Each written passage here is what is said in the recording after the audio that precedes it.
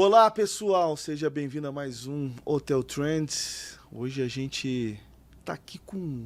No episódio passado a gente falou um pouco do mercado de lazer, timeshare, multipropriedade, mas hoje a gente está aqui com uma pessoa que simplesmente, praticamente trouxe o timeshare para o Brasil. Acho que quem acompanha o nosso setor já faz ideia de quem é, mas daqui a pouco a gente apresenta ele. Pedro, tudo bem com você, meu amigo? Tudo bem contigo? Beleza. Episódio 17? 17, 18? 17 ou 18? Whatever. Vamos pulo pro assunto. Acabou de voltar de viagem, né? Voltou há pouco tempo de viagem, foi para os Estados Unidos, foi legal lá? Pois é, passear um pouquinho, conhecer o evento de timeshare nos Estados Unidos, a Arda. E a gente tem aqui um cara que é fera para ajudar a gente a trazer um pouquinho de insights e sinalizar para o mercado o que significa de oportunidades para o mercado brasileiro. Eu acho que vai ter um momento aqui desse papo que eu vou levantar, vou sair, vou deixar só vocês dois falando, porque é melhor. Vocês estavam lá, vocês têm essas novidades todas e conhecem muito mais do que eu. Sou só um entertainer aqui. Mas então vamos lá, vamos abrir a câmera aí, por favor, amigo. Tá aqui ele, Francisco Costa Neto. O Neto, como ele é mais conhecido no mercado, obrigado por ter vindo. Obrigado. E muito prazer tê-lo aqui, Neto. Igualmente, é uma honra aqui estar com vocês. Legal, legal. Como eu falei, o Neto foi durante muito tempo o CEO da Viva, que foi lá atrás ainda, Rio Quente, que introduziu o timeshare no Brasil. É uma história longa, né? E mais ainda mundialmente, a gente vai falar um pouco disso. Mas aqui nos bastidores você estava contando pra gente, né, Neto, como é que é toda essa história. Então queria primeiro que você se apresentasse, falasse um pouco do que você vem fazendo. Né? Você está com a Beta Advisory e outras frontes também de mercado. Mas fala, depois disso, de se apresentar, dessa história do timeshare no Brasil, como é que tem sido esse ciclo, que ciclo que a gente está indo agora. Fala um pouco disso, por favor, para a gente começar. Não, primeiro eu agradeço de novo o convite. A minha carreira profissional tem muito a ver com a história do timeshare no Brasil, de fato. Eu fui CEO da Viva há 14 anos, né? Antes disso eu estava em banco de investimento e outras atividades, mas é uma indústria fascinante. Eu fiquei como CEO, estava como CEO nesse período, hoje estou no conselho, sou acionista, e a empresa criou a maior operação de timeshare do Brasil hoje. Eu acho que isso, nós começamos em 99, teve um faturamento de acima de 600 milhões esse ano passado, liderado pelo time do Alessandro e da Bruna, aí, que vocês conhecem bem. Então, é um negócio muito, muito rentável para a Viva e o maior negócio da Viva hoje, né? E com relação assim, ao mercado, eu acho que nós estamos numa outra fase, como eu também estou em outra fase. Mas o mercado passou os primeiros, uma década aí, de 99, digamos aí, até o ciclo aí de 2010, aí, com as 2 décadas, literalmente vendendo o direito de uso, né, o tempo compartilhado. Né? E esse produto teve muito sucesso com as marcas, as grandes marcas, né, os grandes resorts, com os nomes, nós, o Beach Park, etc. E foi uma indústria que ainda hoje é muito relevante. E depois, a partir de 2009, ela foi regulamentada em 2008 pela Lei Geral do Turismo, né, como meio de hospedagem, e 2009 começou um outro ciclo, ainda sem legislação, do direito real, que é a multipropriedade, que eu chamo o ciclo 2 da indústria. Essa indústria, então, tem 2 momentos. E eu acho que a gente está encerrando esse ciclo 2 agora, com o aprendizado muito de uma indústria ainda que sofre de conhecimento, como aconteceu muitas vezes nos Estados Unidos. A gente pode falar um pouco sobre isso, que o mercado americano também teve suas dores de crescimento. Então, acho que nós estamos encerrando esse segundo ciclo e devemos partir para outros ciclos até, eu acho que mais interessantes, tanto para esses modelos. Né? Eu estou com a Beta Advisory como Managing Partner, a gente é uma empresa boutique especializada em projetos desse setor. Também estou investindo numa empresa de multipropriedade e de Lifestyle Club, que é a Reside, e aí como investidor. E estou pensando em fazer outras coisas aí no modelo subscription, que eu acredito que também vai ser uma outra terceira tendência aí de momento. Então, acho que a gente está vivendo um momento, tanto eu quanto a indústria, assim, acho que começo do novo ciclo. Legal, a gente falou em ciclos, beleza? Dores, que normal essa curva de aprendizado. Mas para você, como é que está o nível de maturidade do setor, dos players, seja os entrantes ou os que já estão há mais tempo? Como é que você vê isso? Tá, é interessante você falou essa pergunta, né? Você esteve no curso com a gente lá em maio e no coffee break do curso eu sempre coloco um playlist, né? E depois me perguntavam como esse playlist é de que ano, né? E é em torno de 1994. Todas as músicas são de 94, que é mais ou menos onde que eu acho que a gente está comparado com o americano, né? Lá na indústria, essa indústria no mundo tem mais de 70 anos, nos Estados Unidos tem mais de 50. Então, uma indústria que já teve sua maturidade lá. Nós temos menos de 20 anos, de fato, no Brasil, em algum modelo, né? Então a gente tem muito para aprender e eles viveram esse ciclo também dos incorporadores independentes, a falta de financiamento para projetos, aquele momento também que já aconteceu na década de 90 lá nos Estados Unidos, que eu acho que a gente se encontra nesse momento de aprendizado. E depois veio o ciclo das grandes marcas que realmente consolidaram o mercado americano e estão fazendo isso no México também, as grandes marcas estão uma tendência de consolidação. Então eu acho que a gente está mais ou menos naquela década comparado com o mercado mais desenvolvido, né, que é o mercado americano, que representa metade das vendas mundiais de timeshare. Queria aproveitar aqui em público agradecer aqui o convite do curso, foi muito legal, obrigado.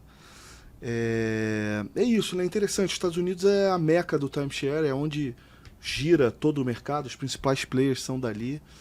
E o Brasil tem uma participação ainda pequena, né? Onde é que a gente pode chegar, Neto, na sua visão, assim, num horizonte aí de 20 anos em termos de share de mercado? Você acha que a gente consegue até atrair mais players? E a gente é uma indústria nos Estados Unidos que é uma indústria, primeiro que o cliente, ele embora ele venha se renovando, é um cliente muito definido, ele gosta de férias, ele é um high user, né? Então, como você tem nos cruzeiros, os cruzeiristas, você vai ter esse segmento. E ele vem sempre comprando, renovando. Geralmente nos Estados Unidos, a compra média é 1,2 semanas, ou seja, alguém comprou mais de um destino. Então, eu acredito que a gente está assim, num nível de penetração provavelmente 1/3 ainda dos Estados Unidos, comparado ao que é potencial aqui de residências qualificadas, que eles chamam, né? Assim, você tem que qualificar o nível de renda e não tem importância. Acima de um certo nível ele é qualificado. Nos Estados Unidos também, né? O ticket nos Estados Unidos é um ticket caro, relativamente caro, né? $22 mil em média. Mas a renda bruta... Uma semana. Uma semana. E a renda bruta americana é em torno de 60 mil bruta, anual. Então é um ticket relevante para a família. Embora o modelo deles com prazo de financiamento muito, muito maior. Geralmente em 10 anos. Né? Mas então acho que a gente ainda tem muito para ver. Talvez não nessa modalidade de produtos muito similares. No mid-scale, acho que isso está saturado. E isso, as grandes cidades, Gramado, Caldas Novas e Olímpia, acho que representam quase 50% das vendas hoje no Brasil. Vale a gente dizer que o Neto escreveu um artigo para a gente, acho que em 2021, se não me engano, já falando sobre oferta, né? Principalmente nessa fatia. Né? Vamos ver o que acontece. O mercado acho que está mudando, a gente vai falar um pouco disso. Mas agora eu vou me levantar, vou sair, vou deixar os dois aqui falando sobre Arda, que infelizmente eu não pude comparecer. Mas Pedro, o palco é teu, meu amigo, vai. Legal, agora eu vou cortar o microfone do Vinícius. A gente vai bater um papo aqui, né? Tem um cafezinho ali do lado, mas chega aí que a gente envolve todo mundo. Então, assim, primeiro obrigado por você participar do programa, prazer estar aqui contigo. Você é um cara com bastante conhecimento relacionado ao setor e sempre um privilégio bater esse papo com pessoas como você. Eu queria, antes de chegar para o Brasil e entrar em alguns temas específicos, voltar ao mercado internacional e que você dividisse com a gente quais são algumas das características do mercado de timeshare, multipropriedade, dentro dos Estados Unidos, o quão diferente ele é do que a gente encontra hoje no Brasil. Perfeito. E, de novo, nós estamos falando do mercado que, resgatando a história, na década de 90, tinha várias participações de incorporadores menores, regionais, que eventualmente, quando a Marriott entrou, depois o Hilton, depois eventualmente a Disney, isso dominou o mercado. Então o mercado hoje está mais ou menos 80% do mercado está em 4 marcas, né? Que são as divisões, né, das empresas antigas, empresas hoteleiras, que montaram suas incorporadoras de fato.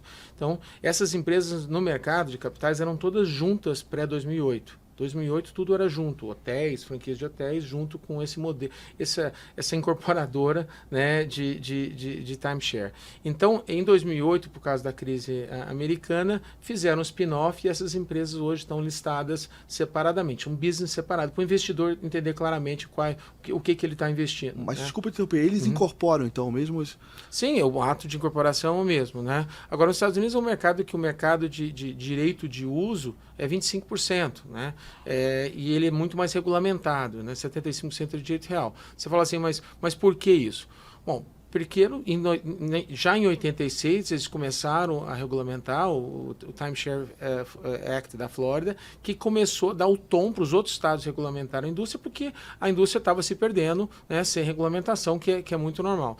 Então, eu acho que cada vez mais eu vejo que o direito de uso está pegando lá também, né, porque as novas gerações querem esse modelo, mas ainda como share ainda é só 25%, né, do mercado como um todo. Então acho que isso é uma tendência, e o mercado americano, por ser um mercado maduro também, já tem muita recompra, né? Então 60% das vendas já são para clientes existentes, né, que é uma venda mais fácil, uma venda de lealdade, na verdade. Ele está comprando um upgrade ou reload, e lá tá renovando o produto, né? E isso está sendo, na verdade, o grande alimentador do atual crescimento modesto, né, do mercado americano, que voltou agora a faturar 10 bi, que era o número de 2019. Né? De 2019. É isso, né, Pedro? A gente viu lá no evento. Então, agora, finalmente, a gente está voltando, como alguns segmentos agora estão voltando a números nominais de 19.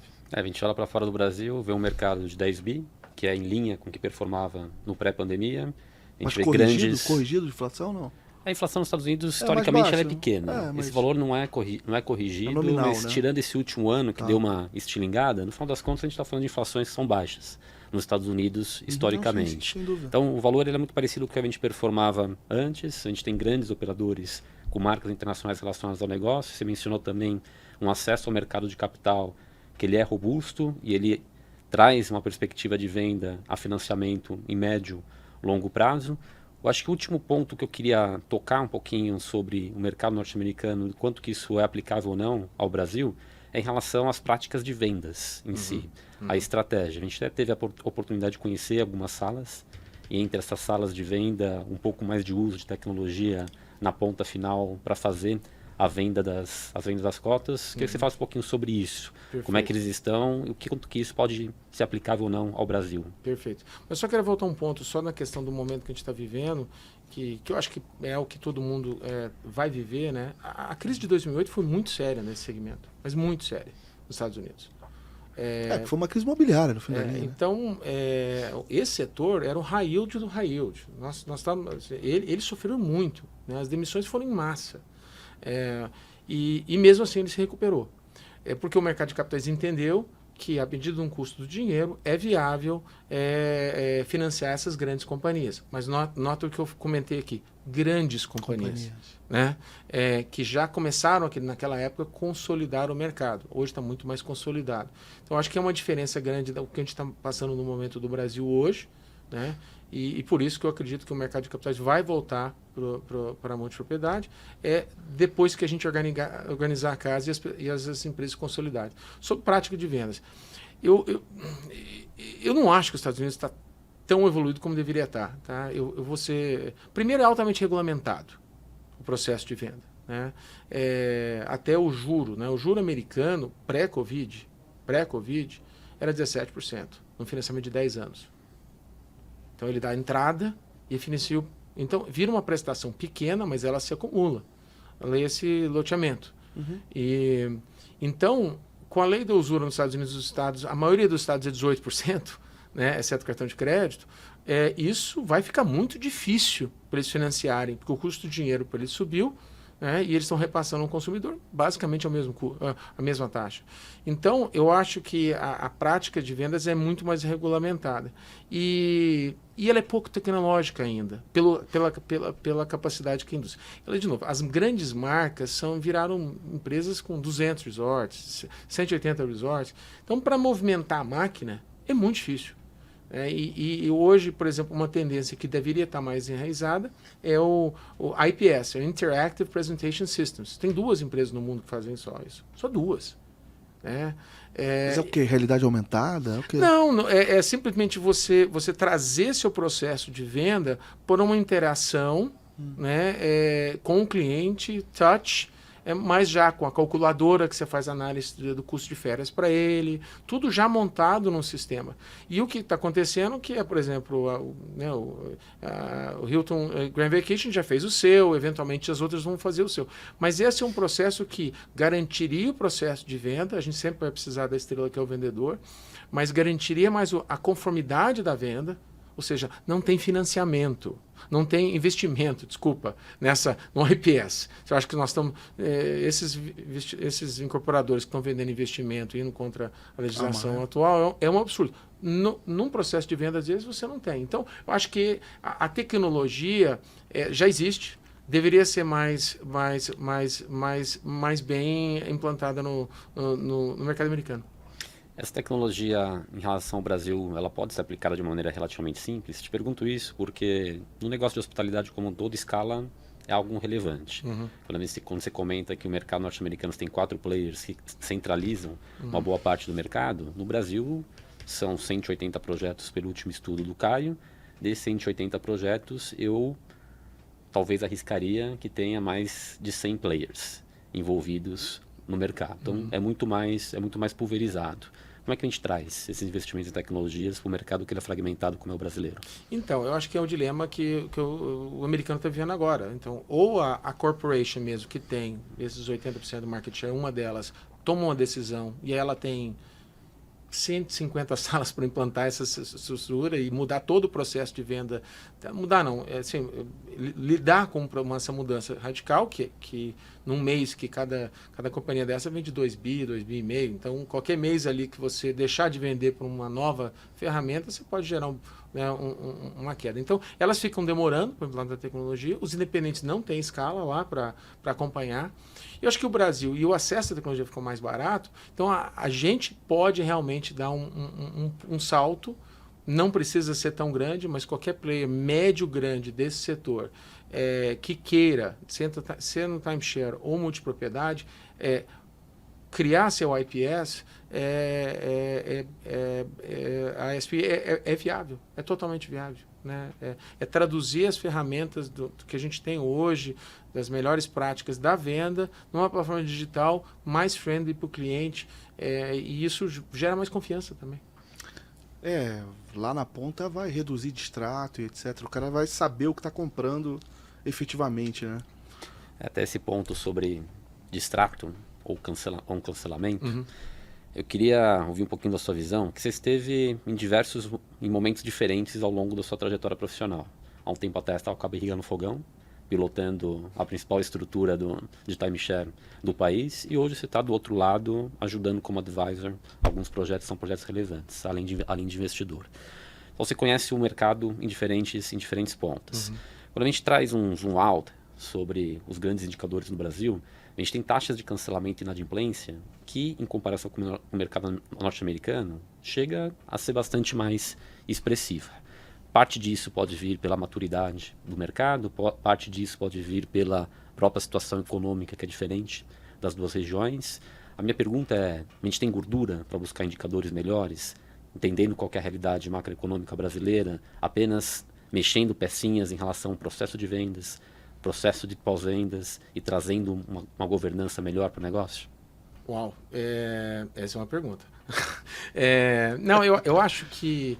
Vamos lá, causa raiz, falta de conhecimento e ganância do incorporador. Então, acho que desses 100 incorporadores, talvez metade deveriam ser incorporadores de multipropriedade, sem conhecimento. Aí ele tem que buscar conhecimento. Esse conhecimento não está disponível no mercado.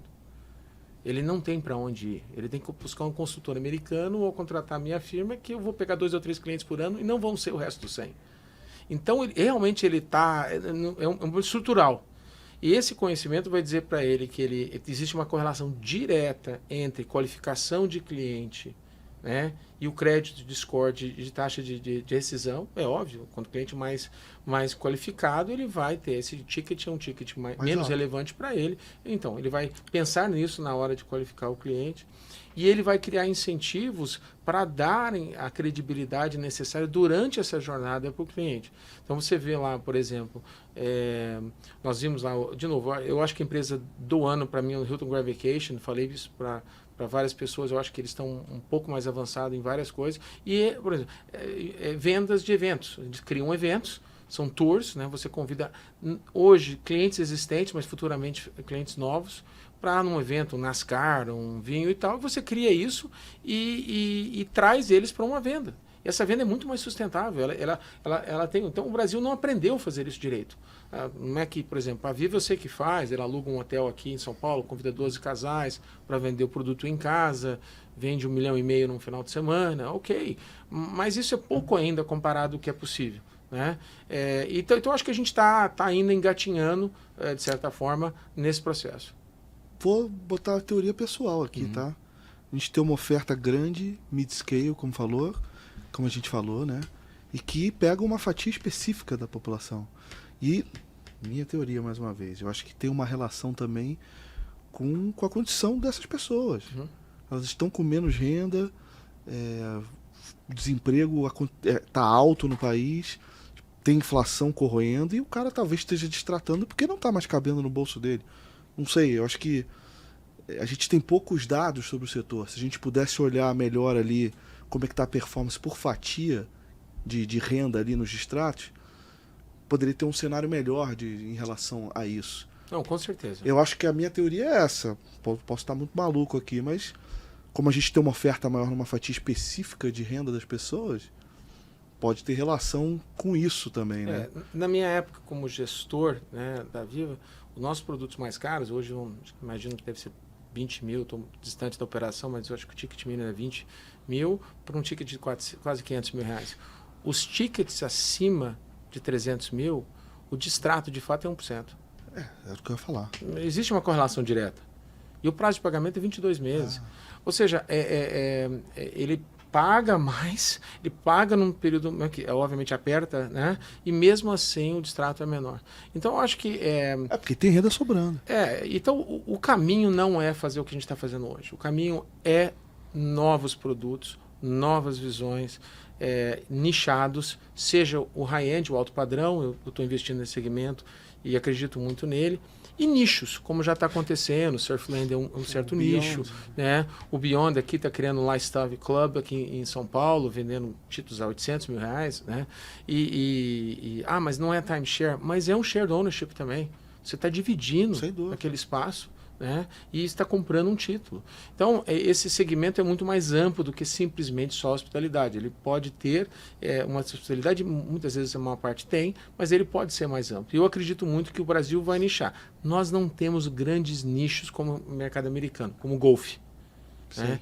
Então nós vamos ter que encontrar os nossos nichos regionais, o que a gente tem para oferecer, talvez pesca. Então nós vamos encontrar as tribos e criar um produto para elas que ela se sinta que atende aquele tipo de experiência de lazer que ele está buscando. Você deu um exemplo, Surfland, né? O cara altamente nichado. Sabia de um projeto lá daquele, já te falei várias vezes, do meu terreno lá em Jericoacoara. A gente foi sondado lá atrás, que era a mesma coisa, era para kitesurf. Kitesurf, exatamente. Super tribo. Nicho, tribo. Acho que aí faz muito mais sentido, realmente. Teve uma parte da viagem que a gente fez que algo me chamou bastante atenção. Foi em uma das salas de vendas que a gente visitou, tinha um vendedor fazendo um discurso sobre o produto dele de uma maneira muito qualificada, muito profissional. Em algum momento, eu fiz o seguinte comentário para ele, mudando um pouquinho o que ele disse. Ele falou, olha, tô bem impressionado, acho muito bacana, se eu tivesse predisposto a comprar timeshare com vocês, e eu falasse para você, quero pensar um pouco, me dá algum tempo e eu retorno, o que você falaria? E ele falou para mim, eu trabalho há 20, 30 anos na empresa, que para mim representa uma organização sólida e com uma proposta de valor muito clara para os nossos clientes. É o que eu escolhi fazer na minha vida. Se você acha que precisa de algum tempo para pensar, tome o seu tempo e quando for o momento correto, a empresa X estará aqui para te receber. Aquele componente de venda com pressão não parecia fazer tanto sentido no contexto deles. Minha pergunta para você é, olhando para o mercado brasileiro, a venda sob pressão é uma prática que deve continuar no setor ou há diferentes caminhos na sua visão? Eu acho que o processo de venda não vai mudar, mas eu acho que, e naquela própria apresentação, ele só depois falou, mesmo depois da sua colocação, ele falou, você pode voltar, mas as condições talvez não sejam as mesmas. Né? E isso causa o senso de urgência para você, para você tomar uma decisão. Então, se a indústria vai virar uma indústria de comeback, acho que não. Acho que a indústria tem que melhorar suas práticas de vendas muito, inclusive não vender investimento, que é ilegal e essas pessoas tinham que ser presas. E a CVM já está endereçando parte disso. Então, eu acho que nós temos que mudar. Eu acho que é o senso de urgência. Tem uma taxa de cancelamento de 10% de arrependimento nos 7 ou 10 dias, né? Que dependendo do país. Isso não muda. O da Disney, 7 dias, é 10%. Da Viva, se eu não me engano, na época era 11%. Não vai mudar. Talvez multipropriedade seja 15% hoje, em média. Mas é em torno desse número. Então, da Disney. E eles qualificam. Porque nos Estados Unidos você tem um credit score, né, o score do seu crédito. Você vai lá e preenche e aí ele te deixa entrar. Porque ele vende um high-end timeshare. Né? A Disney é um produto já de alto. Não está na média. Não é luxo, mas já está na média alta. Né? E então não é todo mundo que faz um tour. E mesmo assim eles têm essa desistência, porque é uma venda emocional. Isso eu acho que não vai deixar de ter. Agora, as práticas, as mazelas, né, de forma, elas têm que ser eliminadas. Né? E a gente tem que ajudar a indústria a se autorregular, senão ela vai ser regulada por alguém. Queria que você comentasse um pouquinho sobre o que é esse mercado do turismo compartilhado 3.0, se assim posso chamá-lo. Você falou, o primeiro momento do setor, ele foi até 2009, 2010, a gente está no final de um provável segundo ciclo. O que é esse terceiro ciclo, ao seu ver? E se você vê espaço para grandes marcas globais ganharem um pouco mais de penetração nesse modelo, assim como acontece nos Estados Unidos e também acontece em outras praças? Tá. Então, eu acho que a gente passou aquela era do timeshare, bacana, multipropriedade está aí, mid-scale, né, as grandes praças, saturamos isso e vamos buscar o quê? Né? Aí vamos olhar o contexto, né, pós-Covid. Já estava uma aceleração para ser e não ter, né? A gente já estava num momento de êxito urbano, a gente já queria... A semana de 4, a realidade da semana de 4 dias já era para alguns, pré-Covid. Isso tudo foi acelerado. Então, acho que o primeiro momento é importante. Eu tenho aquele conceito que a gente está num momento de res-leisure.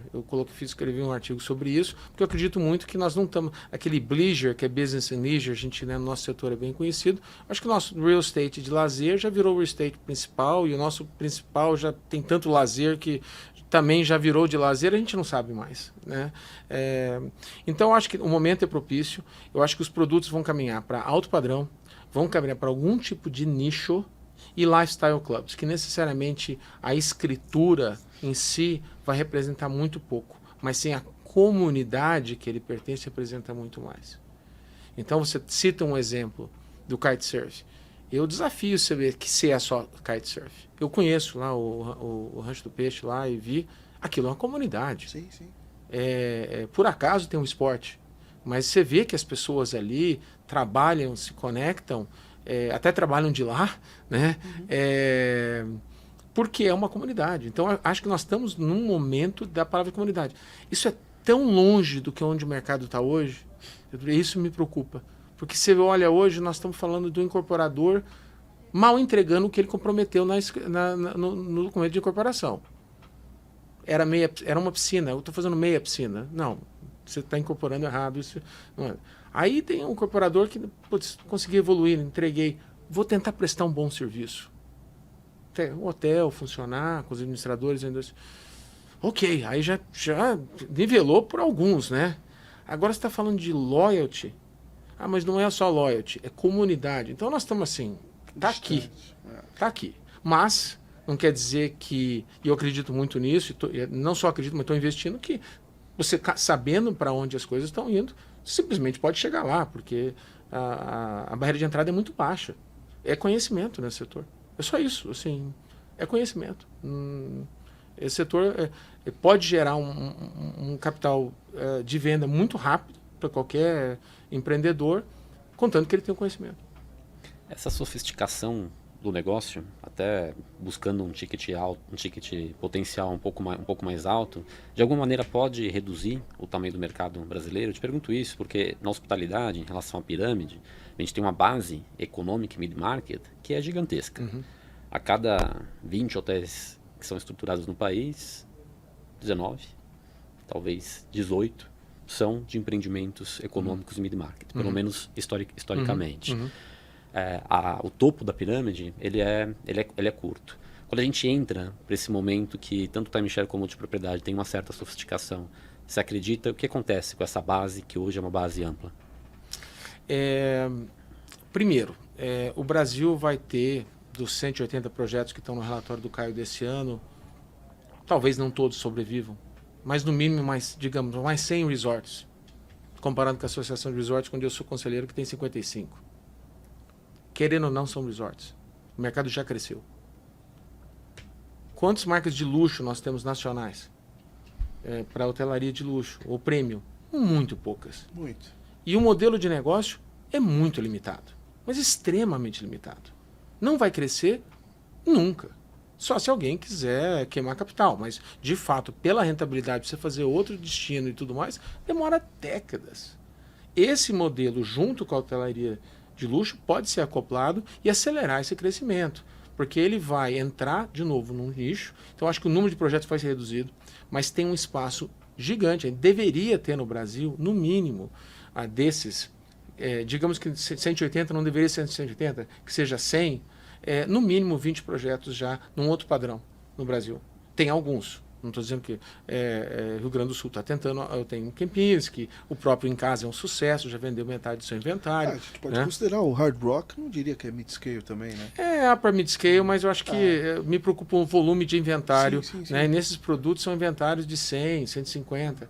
E a facilidade desse projeto, diferente dos outros, no ato de incorporação, se você seguir o modelo de escritura, ele por não ser vertical, ele pode ser horizontal, você pode fasear seu projeto com muito mais facilidade. Então, ele reduz bastante o risco do greenfield para o incorporador. Daí, né, não é, como eu falei, não adianta pregar e falar isso para os nossos clientes, né, mas sim tem que fazer.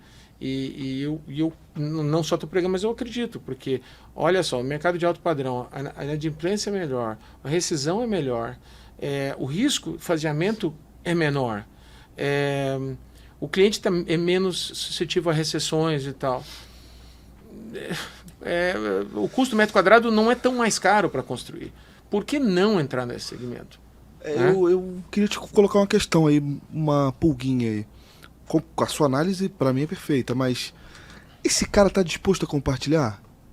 Porque assim, a gente olha lá o estudo, a gente tem uma oferta nova nesse segmento, né? Que ainda não foi entregue e tal, não sei nem como tá o volume de vendas, não sei se você tem mais ou menos uma visão disso.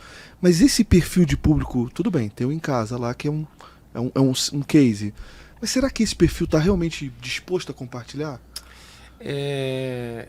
Sim, porque ele compartilha quase tudo. A licença da Microsoft, a bicicleta do Itaú que você aluga, né? Você tem um compartilhamento de quase tudo. Então, por que não? Né? Tá. E outra coisa, daqui 5 a 10 anos, no mundo... Mas é geracional, não? Eu acho que tem muito a ver com geracional, mas também vamos analisar daqui 10 anos. Você ter uma casa de praia. Acho que daqui 10 anos tem uma casa de praia que vai ser ocupada por a média do mundial em torno de 90 dias, 100 dias. Vai ficar muito demodé, porque você criou um impacto ecológico sem sentido nenhum. Você criou todo aquele recurso, você não está empregando direito, porque você não consegue manter staff desse jeito, é tudo sazonal, enquanto em qualquer projeto de fracionamento você consegue manter o staff, porque você tem uma ocupação, você tem um footprint bem menor, tudo está sendo usado. Então, acho que esse ângulo da indústria, até porque os Estados Unidos não é um país com, né, um grande track record ecológico, né? Eu não quero receber uma ligação da embaixada americana aqui, mas de fato, eu morei lá há 14 anos e tenho o maior orgulho de ter aprendido muita coisa lá. Mas de fato nós não estamos na frente dessa discussão, né? E dito isso, eu acho que o compartilhamento, não chamado de timeshare, não chamado de multipropriedade, mas um lifestyle club de compartilhamento de recursos para ter uma comunidade, qualquer comunidade, a essência é compartilhar. Então, acho que sim, já se faz no Ultra Rich com aeronaves e barco, por que não vai fazer no prêmio? Sim, não. Ele é tão diferente assim? Né? E a gente já viu por pesquisa, ele não está preocupado com a escritura. Não, você citou uma coisa, de fato, é isso. Ele compartilha já a aeronave, ele compartilha a lancha e tal, mas se de fato a escritura ele vai aceitar compartilhar. Mas eu só quis estimular a conversa. Mas dá aquela pitadinha exatamente, sempre, né? Mas parece fazer sentido, efetivamente. Sim, não, de novo, o posicionamento, que eu acho que é tudo que nós estamos falando aqui dessa discussão, como é que você posiciona para ele que isso não é o seu tradicional timeshare. Tá. O lance talvez é esse, discurso de comunidade, né? Mas de fato e todas deveriam ser. Porque quando você vê as pessoas viajando junto, e a gente trabalha no Upper Mid-Scale, talvez o produto da Aviva, que eu trabalhei vários anos, Upper Mid-Scale, você vê as pessoas viajando juntos eles marcam viagens juntos naquele período, porque conheceram um club member junto, e eles viajam junto, virou um centro de comunidade. Então, acho que todas são comunidades, querendo ou não. É difícil falar isso hoje, eu confesso para vocês dois, onde a gente está, como eu falei, nós estamos com o incorporador tentando vender o seu final, o seu estoque. E depois, deixa isso para frente. Né? Mas de fato... Se vira aí, operador. Se você quiser ter uma longevidade nesse negócio, o mindset tem que mudar. Eu não acho que eles não contem virar hoteleiros, é muito difícil. A hotelaria tem uma vantagem competitiva gigante de entrar nesse business. Eu acredito muito nisso. Agora ele também tem que trocar o chip de ser hoteleiro. Porque ser hoteleiro, o retorno de capital, num país de juro alto, você comprova isso nos seus estudos, é quase inviável. Né? Então, ele tem que mudar o chip dele também, ele tem tudo na mão. Ele sabe entregar, ele tem um nível de lealdade, e ele está muito mais na frente. Ele deveria ocupar o espaço. Acho que como o Rio Quente lá atrás, e hoje a Viva, ocupou. Né? E deveria ter mais players desse em todos os segmentos, especialmente o alto padrão, abrindo a cabeça. Estamos assim, né? A gente ainda não fala em comunidade, mas a gente tem um componente de entretenimento já importante aqui no Brasil. O Pedro acabou de entregar um estudo super legal, né? De muitos desses projetos estão ancorados a projetos de entretenimento. Hoje a gente está aqui, né? Mas ainda tem... Né? A gente não está nesse senso de comunidade, etc. e tal, de uma forma geral, mas a gente está com o entretenimento ancorando. Né? O que já é um passo importante, ao meu ver, não? Que no final das contas a gente tem 63 grandes projetos hoje em desenvolvimento no Brasil de entretenimento. Desses 63 projetos, 40% está acoplada ou está acoplado a grandes complexos ou hoteleiros de timeshare ou multipropriedade. Pegando um pouquinho da oferta existente, a gente tem aí uma participação de 25%, está aumentando. Os grandes complexos eles estão trazendo o componente de entretenimento como uma tentativa de aumentar a atratividade do complexo e ter um pouco mais de entrega que não seja a hospitalidade por si só. Acho que esse é o ponto que você está comentando. Isso, né? Obrigado. E eu reforço isso, Pedro. Eu acho que esses projetos, se a gente abrir a cabeça de um novo modelo de como financiar esses projetos, eu acho que eles são projetos de comunidade standalone. Eles poderiam, e eu recomendo isso e faço isso com nossos clientes. E aí você pega o case de Brasília, do Bali Park, se autofinanciou com título, classe BC, excelente track record. O Beyond aqui no Ultra, né, Ultra High aqui, fazendo um trabalho aqui de vender título a 800 mil. Então, seja um título de 10 mil ou 800 mil, você tem um mercado. A discussão é qual o produto de entretenimento. E o parque aquático é muito caro. Ele é muito caro por natureza. Né? A última atração desse ano da Viva, é público isso, corrigida dá 48 milhões, uma atração. Então, não sei se faz sentido fazer muitos parques aquáticos no Brasil. Por isso que eu acredito num modelo que a gente na Beta tá usando, que é um pouco do Bay Club, que é um produto que remete, tem uma piscina de ondas recreacional, tem a praia, tem o Lifestyle Club, e esse produto pode ser acoplado a projetos imobiliários e ele ser uma âncora que não só se autofinancia, mas ela é muito rentável a longo prazo. Ela talvez seja entre nós, talvez tão rentável quanto ou mais do que o próprio empreendimento imobiliário tradicional. Então eu acho que esses são os novos modelos e geram uma comunidade, né? E isso são os novos para tangibilizar essa discussão. Se você pega o interior de São Paulo, um ticket que a gente tem várias pesquisas para um clube desse porte por R$40 mil, parcelado, lógico, em 36 meses, o que for, e você vende 5 mil títulos, você levanta R$200 milhões. Não tem parque aquático que você construa que vai custar isso. Vai custar muito menos. Né? Mesmo com bom gosto, com style, com centro de comunidade, né? Com budget de OPEX para entretenimento contínuo, bandas, tudo bacana, e você constrói essa comunidade. Então, eu acredito muito nessas novas modalidades, e o trabalho que você fez foi espetacular, porque as pessoas precisam ser orientadas aonde e como elas devem ancorar. Eu acho que esse é um problema também de conhecimento. Como que eu ancoro? Eu tenho que fazer um parque aquático? Eu chego 1000 consultas para mim. Eu vou fazer um parque aquático? Você não vai fazer um parque aquático.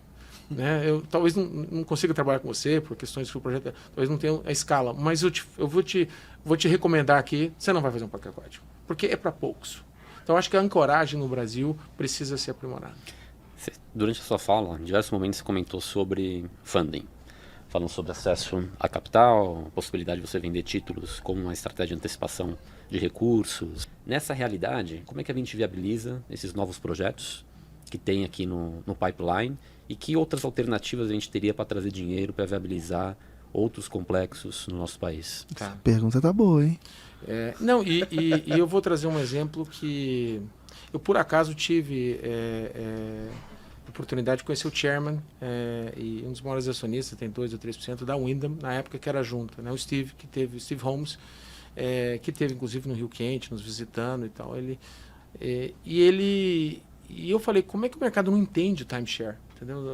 Assim, eu vejo que eu leio os relatórios dos bancos de investimento, ele falou assim, nós sabemos disso e nós vamos trabalhar uma campanha inteira para influenciar 12 pessoas. Eu falei assim, como assim 12 pessoas? Não, a cobertura do nosso setor tem 5 ou 6 empresas listadas só, acho que 5 listadas só.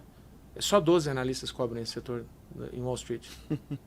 Então eu tenho que falar com elas. Falar com essas pessoas. E eu tenho que mudar o mindset delas. E fizeram todo um trabalho para 12 pessoas. Mas agora vamos olhar a nossa realidade hoje.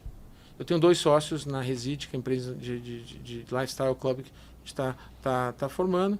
Os 2 têm experiência imobiliária. Nenhum negócio imobiliário, loteamento, comercial, logística, consegue atrair funding com essa taxa de retorno. Não viabiliza. Você está vendendo 1 por 1.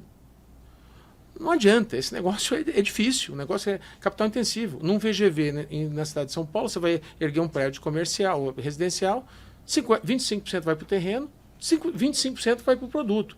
50% e 60% vai do produto já. Então, seja, terreno e produto já são 60% do seu custo. Você ganhar dinheiro, meu amigo, é difícil. Então, como é que esse pessoal está atraindo capital? Porque eles têm tradição. Eles têm tradição. Porque eles fazem as SPEs e montam esse capital. Porque, de fato, se pegar um projeto ruim de multipropriedade, 30% do custo é terreno e obra. Deveria ser isso. Talvez 35% agora, por causa de algum custo de inflação. No alto padrão, onde a gente está atuando, é 20%. O terreno custa 3, 4, não tem custo. Então a margem é muito maior. Então, como um negócio com maior margem não está conseguindo atrair capital? Porque se você for um investidor para investir, né, em qualquer segmento imobiliário, seja para crédito, diversificação de risco, eu pensaria no melhor retorno e garantia. Nós não temos tradição, track record. Isso que precisa. Porque, de fato, hoje, ou mesmo 2024, 2025, quando o juro vai estar um pouco menor, o juro real, uma coisa que eu vejo que você defende muito para a questão de investimento, né, no setor hoteleiro, não vai mudar. Não vai mudar. Então, assim, nós temos que criar tradição, track record. Infelizmente, nós temos uma mazela dos incorporadores iniciantes, dos financiadores iniciantes, Sim, que de fato financiaram. Você não pode falar nada, mas financiaram. Né? Foram lá e abraçaram. Abraçaram a causa. Você não via, né, o banco de investimento ali, o Credit Suisse, falando, putz, eu quero investir nisso, vamos criar uma carteira. Não. Foi, né, foram eles ali, empresas independentes que foram lá e criaram. Agora o Itaú faz a operação, né? Então eu acho que nós estamos nesse momento. Esse aprendizado tem que ser um aprendizado e ele tem que trabalhar, talvez com fóruns, com pessoas como a gente, estando mais atuando na segmentação de educação do mercado. No final das contas, financiamento nunca foi simples na hotelaria e turismo. E aí, bons projetos, bons parceiros, track record, ajuda bastante. Isso provavelmente vai dar perpetuidade a alguns bons projetos em relação ao país. A outra camada que surfou numa onda de juros baixos, e um pouco mais de juros, e talvez aquela questão de meu primeiro projeto, esse público talvez tenda a diminuir um pouquinho em comparação com o que a gente viu até agora. Sim, com certeza, e eu acho que o divisor de água chama uma coisa que chama marca. Pergunta para o consumidor qual é a marca de resorts no Brasil. Né? Nós ainda vamos ter algumas marcas ainda, isso vai aparecer em pesquisa, mas marcas de multipropriedade nem se fala, não tem. Não tem. Então, se ele não tem marca, aquela credibilidade não se sustenta a médio prazo. A gente no Brasil, marca internacional, acho que só o Wyndham em teoria aí, é o Hard Rock, né? Não tem marca internacional atuando no setor, né? Não, e aí que eu acho que o hoteleiro, mesmo numa operação regional, que a maior parte são, ou pequenas redes, deveria ter uma vantagem competitiva muito grande em entrar nesse negócio. Ele já tem o serviço, ele tem uma marca, talvez não regional, então por que não? E eu acho que é mindset, é a cabeça de não, eu nasci hoteleiro, eu vou morrer hoteleiro. Sim, num país que o juro real nunca vai suportar um capital nesse negócio de business ou nesse negócio de lazer. Mesmo com nós temos uma upside agora pós-Covid, tudo bem, todo mundo achando que vai ser forever. Não vai ser forever. A champanhe está aí, entendeu? Então, acho que nós estamos vendo esse momento. Eu acredito muito no hoteleiro como o deveria... Eu não vou liderar, ele deveria participar mais do próximo ciclo, do Share Ownership 3.0 Brasil.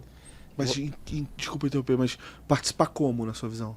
Então, eu acho que se olhar o negócio dele tradicional, a rentabilidade não é boa para ele e nem para o investidor. Sim.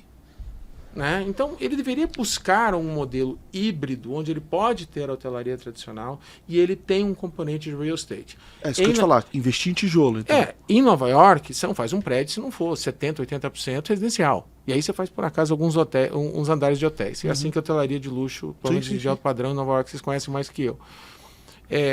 E por que não criar modelos híbridos, onde você vai ter uma parte da hotelaria e uma parte de multipropriedade? Então, ou qualquer modelo, seja timeshare, seja multi, carregar o ativo ou não, isso aí é uma discussão do investidor.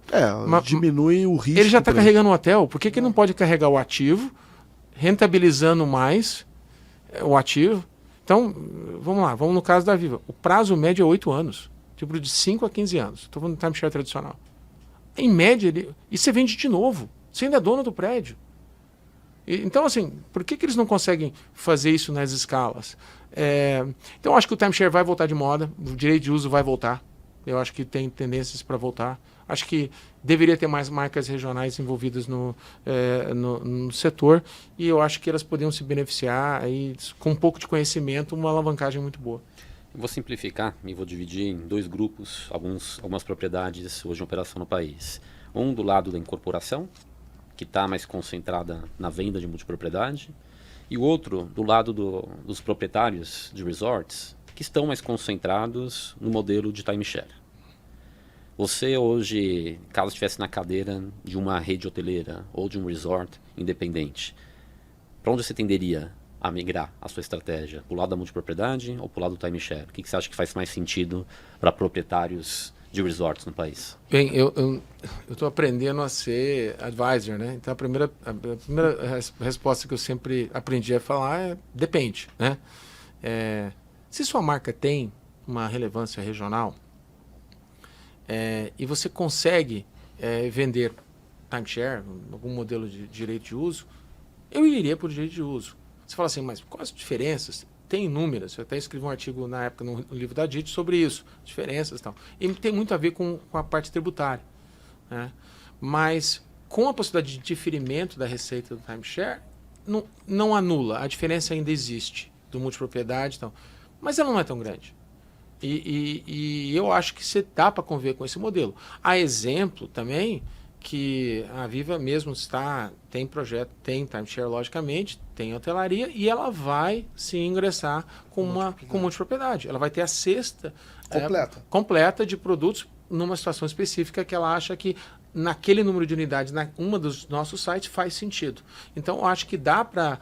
Agora, ela saiu do lugar em 99, entendeu? Ela saiu da cadeira de hoteleiro. Ela falou assim, eu não sou mais hoteleiro, eu vou ser outra coisa. Ela foi para os Estados Unidos, fez tour com o seu conselho e falou, olha, nós temos que mudar. Não faz sentido ser hoteleiro. Nós podemos ser o melhor. E, de novo, estou falando de um produto que tem ocupação média de... Acho que esse ano terminou em 75, a média é 70 em 10 anos, a nossa indústria de resort é 52, 53, média de 10 anos. Ela está bem acima da média. Mesmo assim, não rentabiliza o capital o suficiente que o acionista gostaria. Então, imagina, né? Então, ela saiu da cadeira. Eu acho que o que falta é isso. Sair da cadeira, o conhecimento está aí. É uma indústria que, de novo, já é madura. Logicamente, cuidado para não cair no conto da sereia, né? Não tem muitos consultores, a verdade é essa. E é um problema, deveria ter mais para muitos casos de projetos. Mas tem soluções, o conhecimento está aí, entendeu?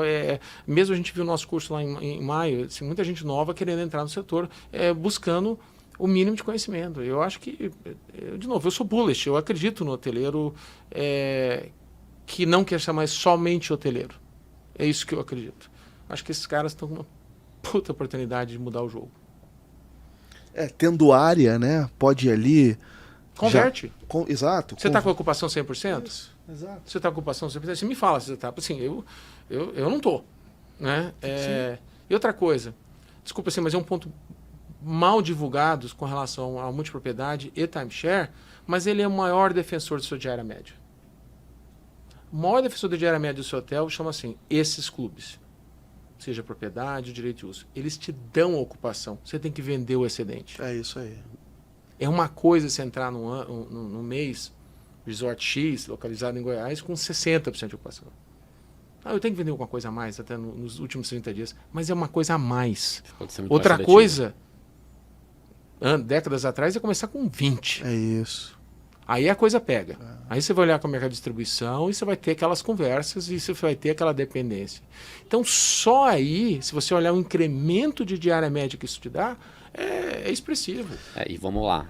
Historicamente, os grandes resorts cedem uma parte importante para distribuidores que cobram uma comissão que, em ordem de grandeza, é de 35%.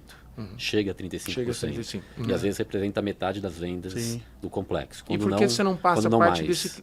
desse custo por parte dos seus clientes? Que de fato é o que o timeshare está fazendo. Exato. Ele está fazendo isso. Ele está, olha, mas o processo, o custo de marketing de vendas é muito alto. Beleza, você consegue vender 100% do seu resort nos próximos 10 anos agora?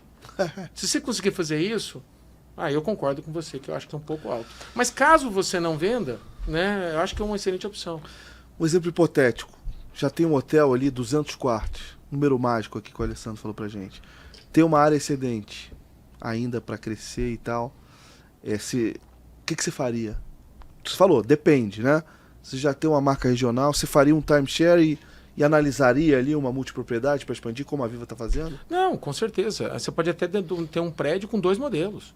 Você pode ter um prédio que você carrega a parte do ativo num clube mais leve, de produto mais de curto prazo, olha, 5 anos, 10 anos, e o outro de propriedade. Não tem problema nenhum. Você vai chegar na sala de vendas e falar, olha, você não está preparado para comprar uma propriedade hoje, talvez.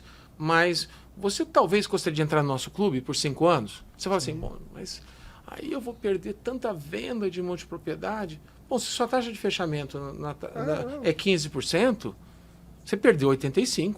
Sim. E para onde está isso? Você não está recuperando nada, porque eles não têm segundo produto. Então, no fim da linha é ter ali opções, né? A propriedade em si. E começar uma conversa com ele. Se eu não tenho credibilidade, eu não convenci você a investir comigo hoje, seja num produto longo de timeshare, 20 anos, ou um produto de multipropriedade, eu não te convenci ainda. Mas eu tenho a oportunidade de criar um relacionamento com você e depois te fazer essa oferta. Depois que eu provar que quando você comprar comigo, você vai ter privilégios, você vai ter tratamento diferenciado no site, quando você está visitando, você vai ter outros benefícios. Se eu te provar tudo isso, vale a pena? Essa é a discussão. E deve ser uma discussão muito mais simples do que nós temos hoje. Embora os produtos que têm que ser criados vão ser muito mais complexos. Mas eu acredito muito que, assim, nós estamos perdendo a hora da hotelaria, acho que depois de Covid, acho que mais ainda, começar uma revolução e participar desse novo 3.0. Eu acho que é uma linha de aprendizado aí. É uma indústria nova, né? 99 é outro dia. Não faz muito tempo se a gente avaliar, né? Vou fazer minha última pergunta, aí prometo que você já pode cortar meu microfone e eu paro. Que é o seguinte, quando o papo é bom a gente se empolga. Mas a minha pergunta é a seguinte, quando a gente olha para o mercado mexicano, em comparação com o mercado norte-americano, ambos têm uma presença do norte-americano importante em relação à demanda. Sim. Mas o produto vendido nos dois mercados tem diferenças. E o mercado mexicano você tem uma presença um pouco maior de clubes de desconto, oferecendo uma tarifa preferencial para o cliente na ponta final de uma maneira um pouco mais predominante. Minha pergunta é se esse modelo de desconto, de tarifa preferencial, ele pode ser adotado também no mercado brasileiro. Qual que é a sua visão em relação a isso? E, caso sim, o que precisa para esse tipo de estratégia ganhar um pouco mais de tração no nosso mercado? Perfeito. Bom, primeiro o mercado mexicano tem uma legislação que é 30 anos. Então, acima de 30 anos ele não pode ter propriedade no México. Então, o máximo de título é de 30 anos. Mas eu acho que ele descobriu que o mercado americano está saturado com a escritura tradicional. Ele está buscando modelos mais flexíveis. E esses novos produtos, que são direito de uso, por um prazo maior, mas são, na verdade, um clube de desconto, que aquela tarifa da OTA que você daria de 20%, 25%, ou até 30%, você está dando para o cliente. E ele está usando, ele paga um FII para ser membro, né, 20, 30 mil dólares. Aí que entra o subscription, então, né? Exato. Então, ele vira um modelo que ele está pagando um FII de adiantamento, então, que seja 20 mil dólares, 15 mil dólares, e ele vai usar o produto. Mas eu acho que para isso acontecer, nós precisamos de rede.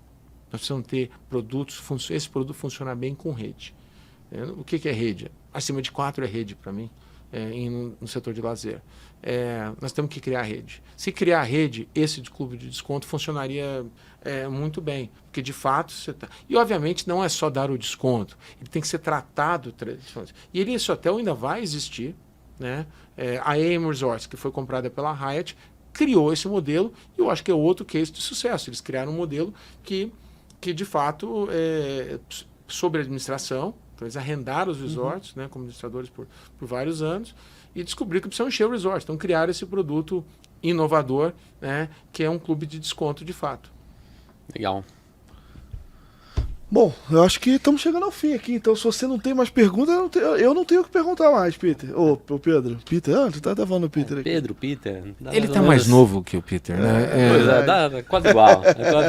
É quase igual. Perguntas a gente sempre tem, mas eu acho que o tempo já está razoavelmente avançado, então vamos parar por aqui. E eu também tenho que aproveitar aqui, porque me empolguei aqui também no começo, nem agradecer os nossos patrocinadores.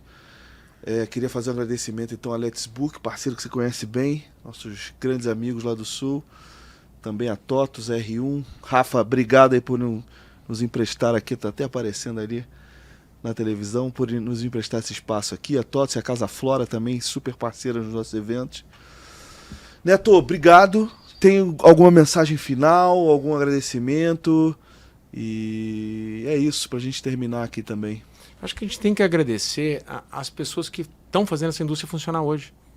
Né? Bem ou mal ela está funcionando. Aqui no Brasil nós vamos ter 180, mais 30, 40 salas de timeshare. Enfim, tem 220 salas empregando muita gente, vendendo. E essas pessoas que fazem acontecer.